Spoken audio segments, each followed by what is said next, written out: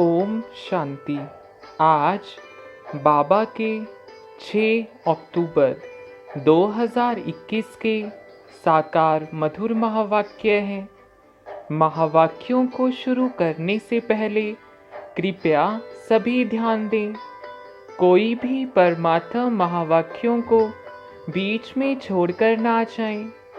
5 minute अवश्य निकाल परमात्मा महावाक्यों का सार अवश्य सुने।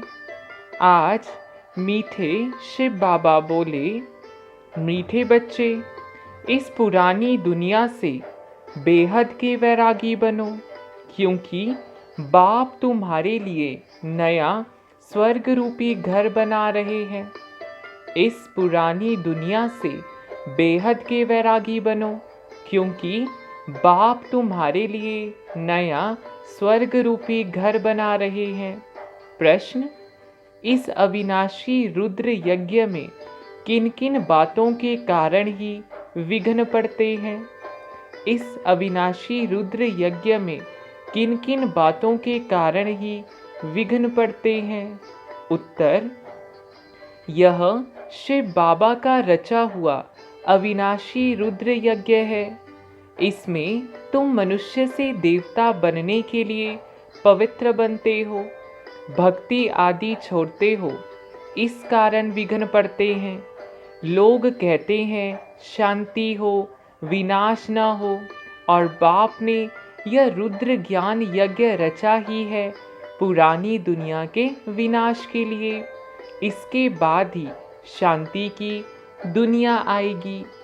अच्छा, मीठे मीठे सिकीलधे बच्चों प्रति माता पिता बाप दादा का याद प्यार और गुड मॉर्निंग।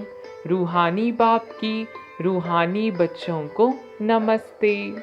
धारणा के लिए मुख्य सार। पहला पॉइंट, मुख से सदैव ज्ञान अमृत निकालना है। ज्ञान से ही सबकी सद्गति करनी है। एक बाप से ही ज्ञान सुनना है, दूसरों से नहीं।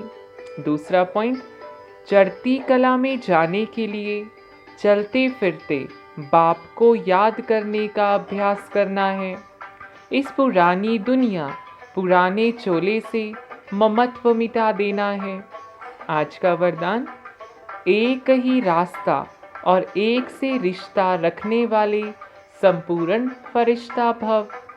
एक ही रास्ता और एक से रिश्ता रखने वाले संपूर्ण फरिश्ता भव। विस्तार है, निराकार व साकार रूप से बुद्धि का संग व रिश्ता एक बाप से पक्का हो तो फरिश्ता बन जाएंगे। जिनके सर्व संबंध व सर्व रिश्ते एक के साथ हैं, वही सदा फरिश्ते हैं।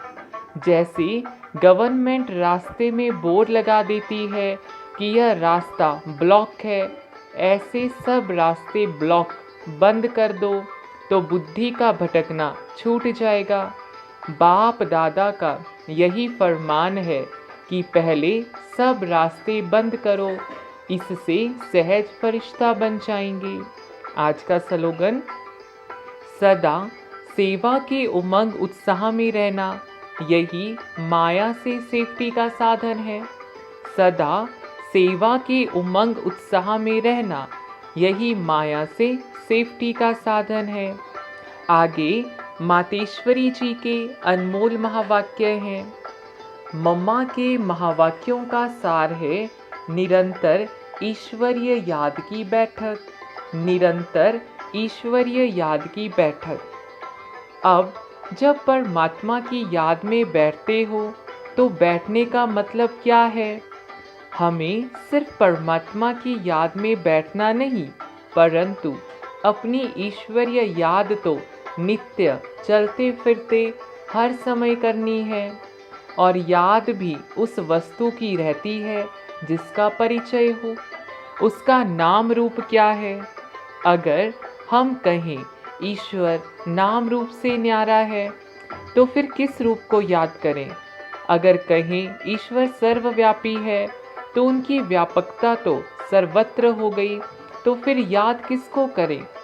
अगर याद शब्द है तो अवश्य याद का रूप भी होगा। याद का मतलब है एक याद करने वाला, दूसरा जिसको याद करते हो तो जरूर याद करने वाला उनसे भी भिन्न है। तो फिर ईश्वर सर्वव्यापी नहीं ठहरा। अगर कोई कहे हम आत्माएं परमात्मा की अंश हैं, तो क्या परमात्मा भी टुकड़ा टुकड़ा होता है? फिर तो परमात्मा विनाशी ठहरा, उनकी याद भी विनाशी हुई। अब इस बात को लोग नहीं जानते, परमात्मा भी अविनाशी है। हम उस अविनाशी परमपिता परमात्मा की संतान, आत्मा भी अविनाशी है। तो हम वंश ठहरे, ना कि अंश। अब यह चाहिए नॉलेज जो परमात्मा स्वयं आकर हम बच्चों को देते हैं। परमात्मा के हम बच्चों के प्रति महावाक्य हैं, बच्चे मैं जो हूँ, जैसा हूँ, उस रूप को याद करने से ही तुम मुझे अवश्य प्राप्त करोगे। अगर मैं दुख सुख से न्यारा पिता सर्वव्यापी होता, तो फिर खेल में सुख दुख नहीं होता। तो मैं सर्वव्यापी नहीं हूँ, मैं भी आत्मा सदृश्य आत्मा हूँ, लेकिन सर्व आत्माओं से मेरे गुण परम हैं, इसलिए मुझे परमात्मा अर्थात परम आत्मा कहते हैं। अच्छा, ओम शांति। धन्यवाद। प्रतिदिन की मुरली का सार सुनने के लिए कृपया अपने इस चैनल को सब्सक्राइब करें, वीडियो को लाइक करें, बेल आइकन ज़रूर दबाएं ताकि आप सभी को हमारे लेटेस्ट व नई वीडियोस की जानकारी सबसे पहले प्राप्त हो सके। अच्छा, ओम शांति। शुक्रिया बाबा।